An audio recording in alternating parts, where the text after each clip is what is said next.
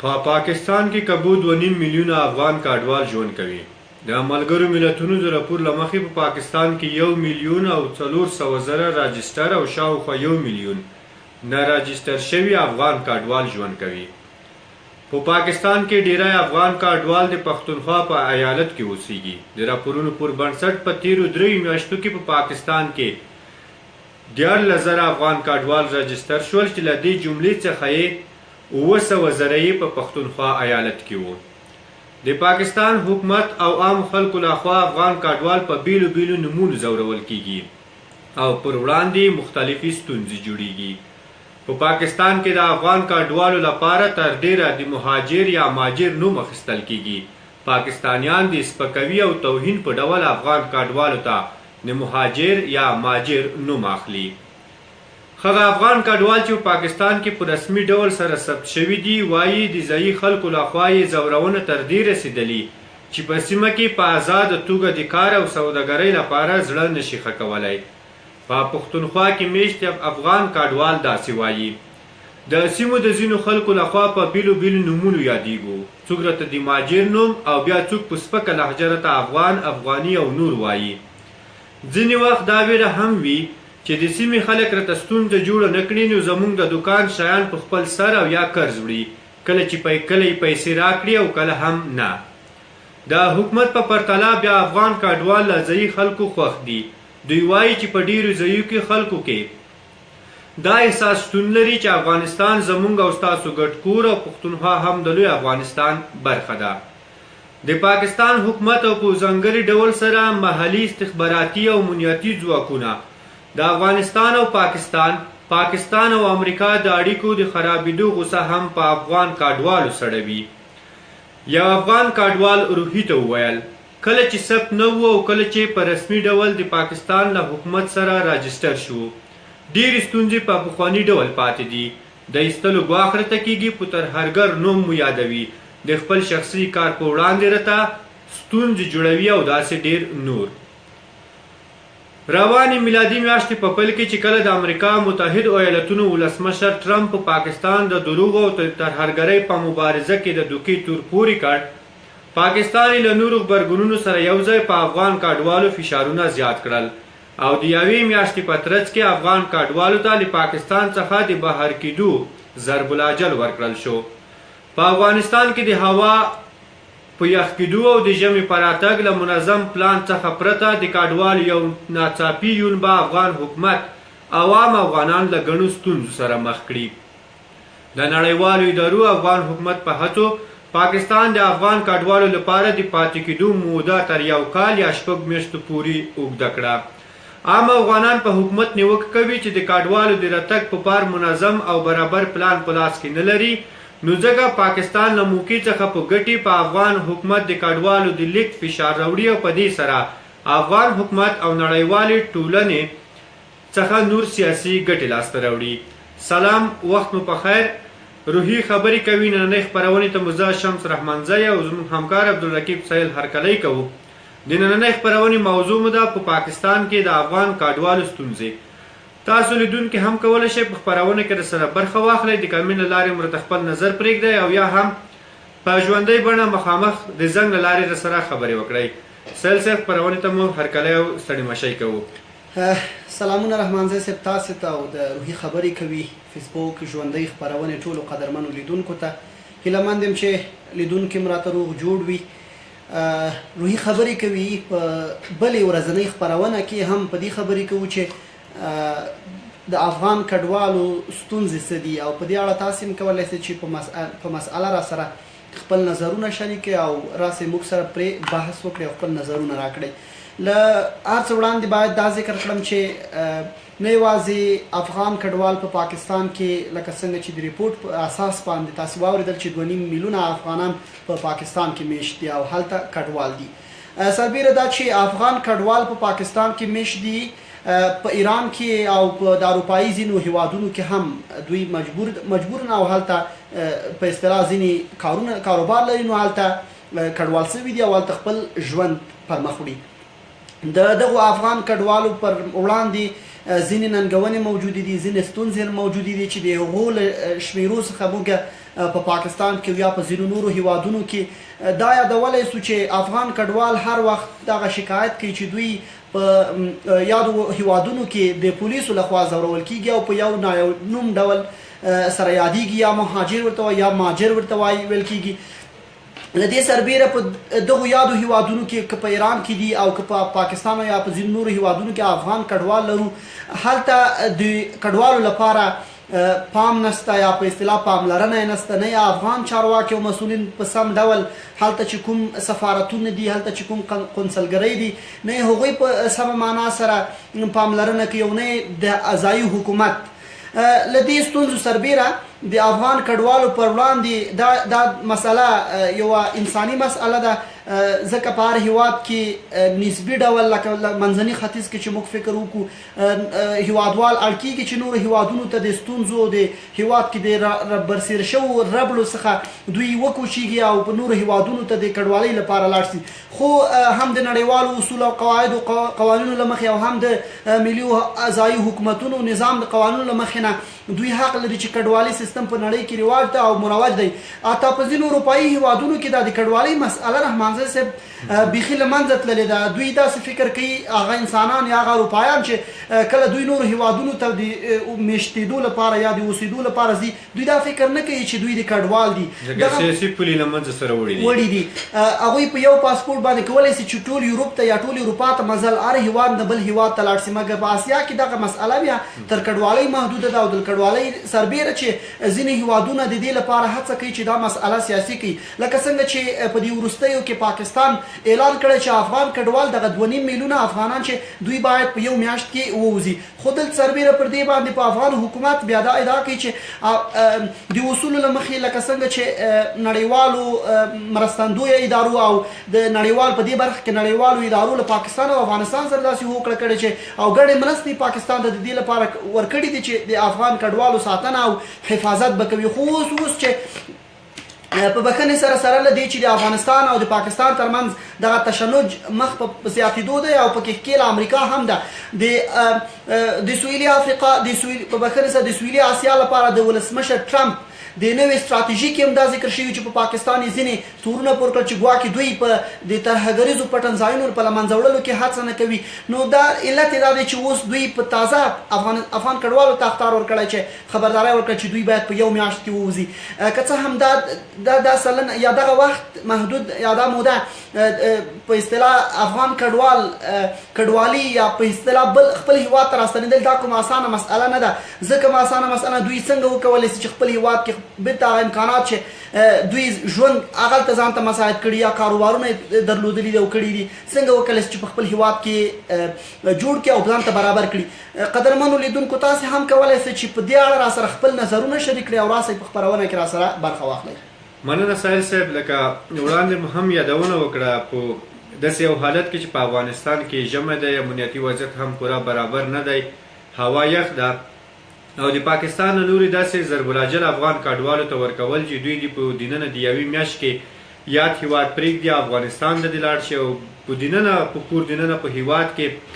افغان دولت داسې تدابیر نه دي نیولي، کوم پلان باندې کار نه دی کړی چې داسې منسجم پلان ولري تر څو دوی دغه 1 میلیون نه رجسټر شوي یا په ټول کې دغه 2.5 میلیون افغان کډوال له پاکستان راوغواړي په افغانستان کې ځای پر ځای کړي. که چیرې پاکستان د کډوالو لپاره دغه موده نه وه ځنډولې، دغه د خپل ضرب الاجل نه په شا شوي نه وی، نو د شنونکو پاند دوه لویې ستونزې په افغانستان کې منځته راتلی شوې. لومړۍ ستونزه په خپله کډوالو ته وه. کډوالو ته په دې سره ستونزه وه چې هلته دوی د ژوند سهولتونه ځان ته مساعد کړي وو او په ځینې ورځنیو کاروبار او تجارت باندې اخته وو. که چیرې په یو ناڅاپي ډول په دننه د یوې میاشت یا 2 میاشتو کې دوی په دې اړ شوي وه تر څو افغانستان ته لاړ شي، نو دا ډیره لري له امکان خبره وه تر څو په دننه د یوې میاشت کې دوی بیا داسې یو څه برابر کړی وای چې خپل ژوند یې وړاندې وړی وای. دوی سره به د نړیوالې ټولنې افغان حکومت لخوا مرسته شوې وه، خو 2.5 میلیون هم لوی شمیر دی. دغه مرستې به هم بسنه نه وای کړي تر څو افغان کډوالو ته په کور دننه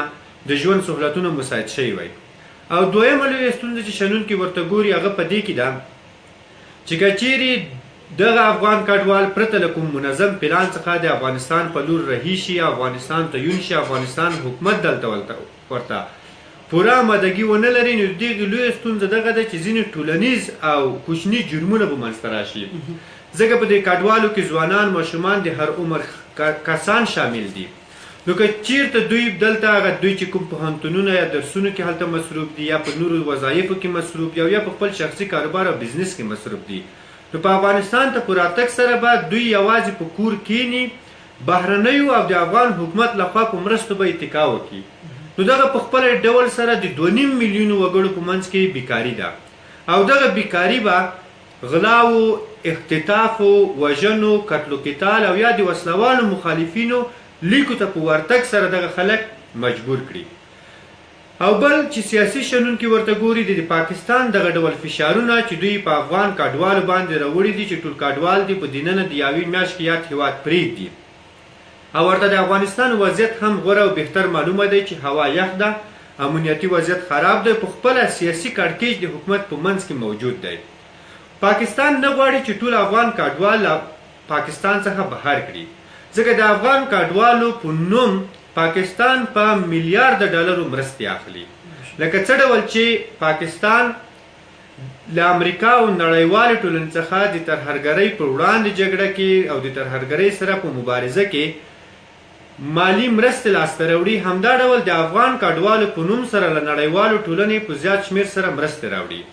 خو پاکستان دغه کارونه یوازې په دې اساس سره کوي تر څو په داسې یو وخت کې په افغانستان د حکومت باندې فشار راوړي چې افغان کډوال د افغانستان ته وغواړي او دوی به له هېواده خارج کړي چې هلته افغان حکومت هیڅ د دې شونتیا او اړتیا نه لري تر څو په دومره لوی شمېر سره کډوال ځای په ځای کړي پاکستان هم په دې مطمئن دی چې دغه ضرب الاجل به موږ وځنډوو خو دوی ځکه په کوم وخت کې ضرب الاجل ورکوي د شنونکو لاندې تر څو نړیواله ټولنه افغان حکومت مجبور کړي چې ځینې نورې سیاسي ګټې او فایدې له دوی څخه لاسته راوړي خو له ښه مرغه به ووایو چې د نړیوالې ټولنې په پاکستان کې د افغانستان د سفارت او د افغانستان او پاکستان د حکومت د پرلپسې خبرو اترو نه وروسته پاکستان حکومت یو کال او کم تر کمه یو کال او زیات تر زیات تر 6 میاشتې پورې افغان کډوالو ته وخت ورکړی دی تر څو په پاکستان کې پاتې شي نو سهیل صاحب په نننۍ خپرونه کې هم په همدې مسله باندې خبرې کوو لیدونکو ته یو ځل بیا مسله او د خپرونې موضوع یادوري کوو افغان حکومت 6 میاشتې یا یو کال وخت لري تر څو په پاکستان کې 2.5 میلیونه افغان کډوال په افغانستان کې ځای پر ځای کړي تاسو افغان حکومت ته وړاندیز څه دی چې په دې لنډ وخت کې په 6 میاشتو او یو کال کې افغان حکومت باید څه وکړي تر څو په داسې یو منسجم پلان باندې کار وکړي چې هر وخت چې پاکستان فشار راوړي تر څو افغان کډوال له پاکستان څخه بهر شي افغان دولت پرته له دې چې په ستونزو کې ښکېل شي او پرته له دې چې ورته پلان او رسیدګي ونه شي کړلی کوم کارونه باید افغان دولت لومړیتوب ورکړي او په دغو 6 میاشتو کې ترسره کړي مننه رحمان زی صاحب ځینو ملګرو په بیګني پوسټ باندې موږ ته نظرونه پرېښي دي اسلام مل صاحب ډیر لوی مسج کړی دا او نظر یې پرېښی ده خو کلن دوی لیکلي چې په افغانستان کې امکانات نه دي برابر تر څو دغه کډوال راستانه سي او دلته میشت سي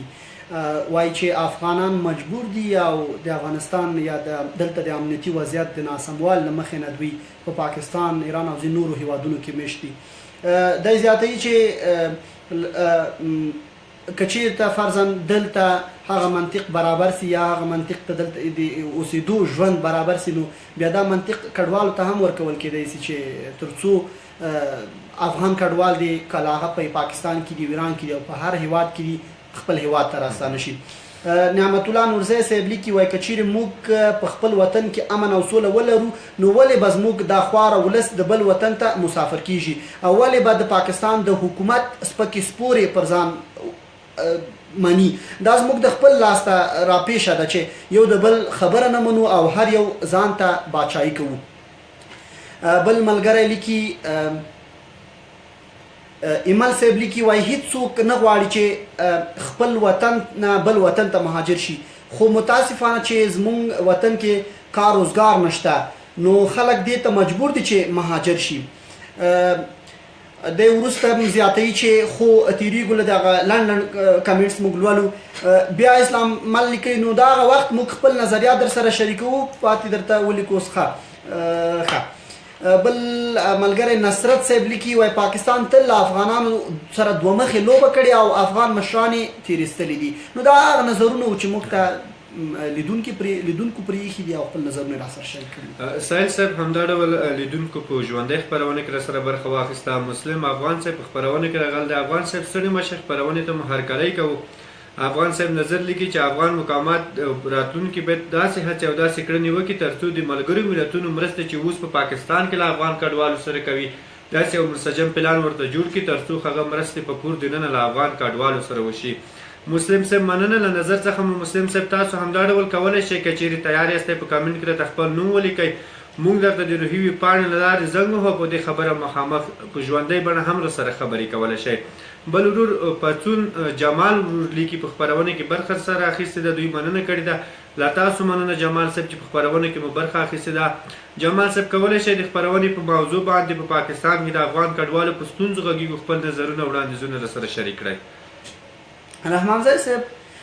دا چې پاکستان اوس اعلان کړی چې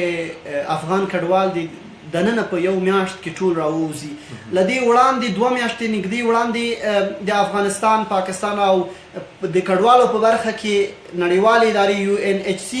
استازو پریکړه کړې وه او مجلس یې کړی و چې په ټول ټال یو کال به په افغان کډوال په پاکستان کې ځنډیږي او د یو کال په درلودلو سره به افغان کډوال ټول بیرته هیواد ته راستنیږي. خو دا چې اوس پاکستان د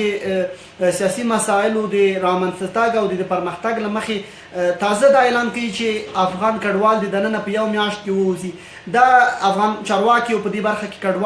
د کډوالو مسؤلین دوی د پاکستان دغه خبر ردوي او وایي چې دا له قانون څخه خلاف عمل دی او ځکه دوی سره پریکړه داسې شوې چې د نړیوالې کډوالو د نړیوالې ادارې په شتون کې د پاکستان له افغانستان سره دا ژمنه او دا هوکړه کړې چې په ټول د یو کال کې به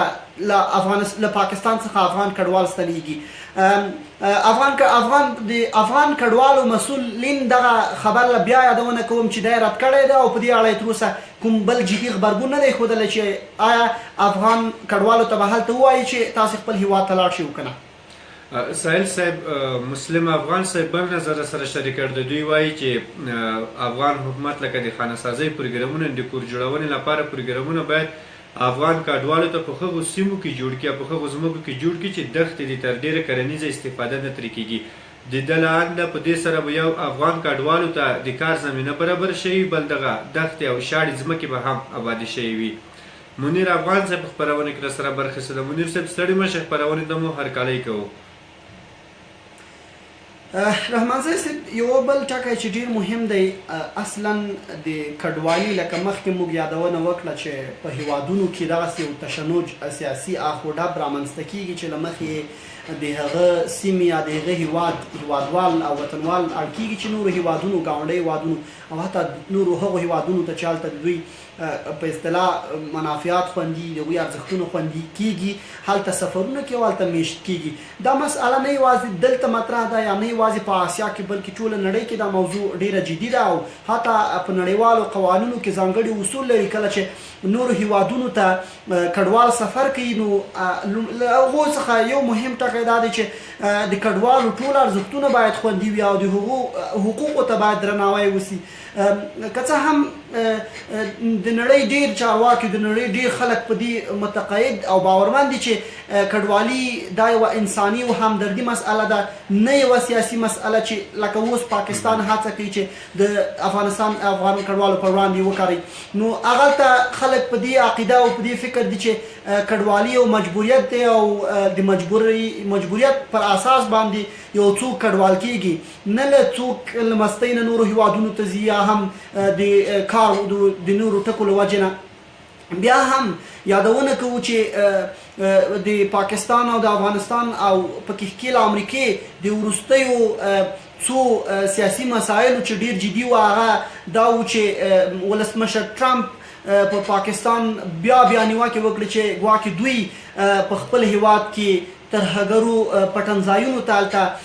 ځای ورکړی او په ترهګرو ته یې ځای ورکړی ده او دوی په دغه ډول مبارزه کې ناکام دي او مبارزه یې نه ده کړې. له دې ورهاخوا نړیوالې ټولنې د کډوالو د افغان کډوالو په خاطر له پاکستان هیواد سره په میلیونها ډالر همکاري کړې ده تر څو د افغانانو ژوند هلته خوندي کړي، د افغانانو لپاره کار مساعد کړي، د افغانانو لپاره هلته په یو نه یو ډول دغسې په اصطلاح کمپونه ایجاد کړي چې هلته ټول کډوال سره خوندي و، هلته افغانان او نور کډوال وکولی شي چې سم ژوند وکړي. که څه هم دا یو بل اړخ ګرځي چې پاکستان د کډوالۍ په مسئله کې هم اوس د افغانستان لپاره ځان سخت کړی دی او سربیره چې نړیوالې ټولنې دوی ته ډېرې مرستې ورکړي، دوی په هغو مرستو باندې سترګې پټوي او له دې سره سره بیا هم افغان حکومت ته دا خبرداری ورکوي چې خپل کډوال دننه په یو میاشت کې ورغواړي.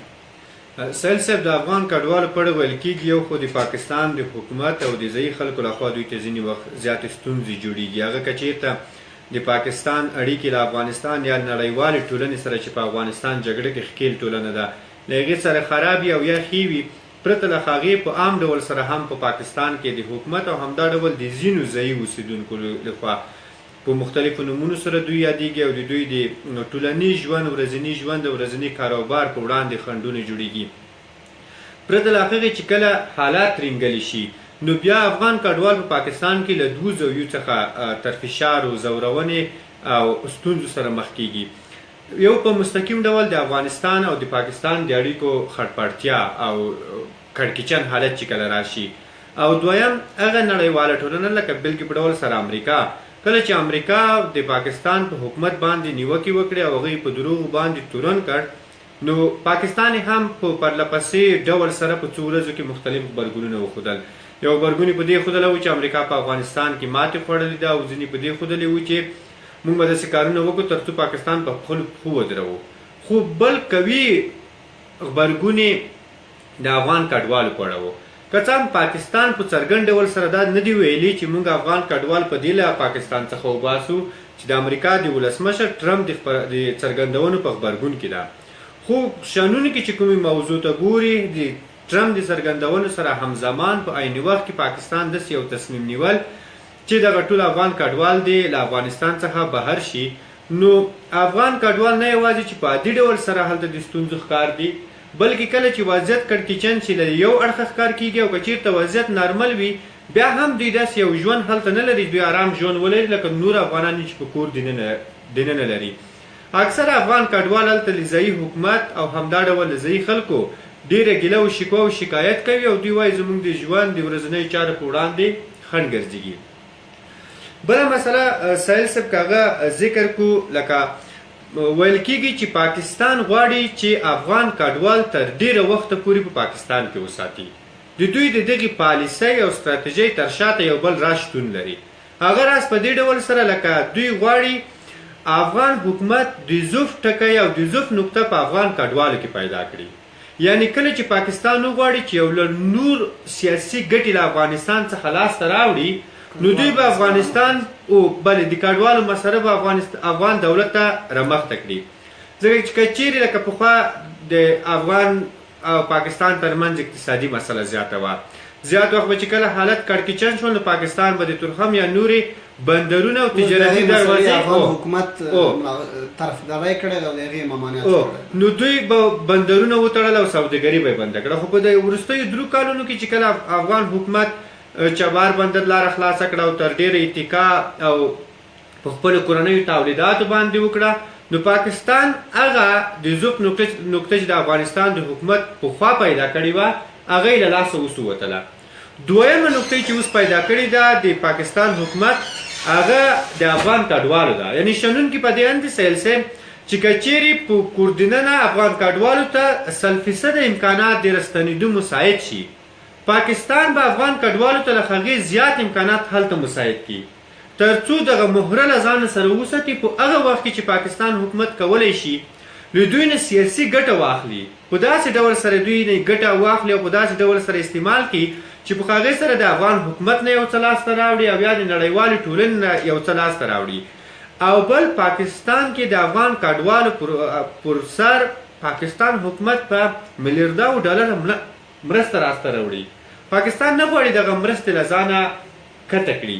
لکه پاکستان غواړي شنونکي سلسله په دې اند دي چې پاکستان هم غواړي د تروریزم جګړه اوږده کړي او ویغځوي ترڅو د دې جګړې په شتون کې دوی کولی شي ډېر څه لاسته راوړي. رحمانزی صاحب د دوی ګټې په دغه جګړه کې یا په دغه تروریزم سره په مبارزه کې اوږدمهالۍ کې او همدا ډول په کډوالو مسله کې دوی غواړي قصدن دغه مسله چې کوم وخت دوی غواړي ګټې لاسته پرې راوړي را لنډی کړي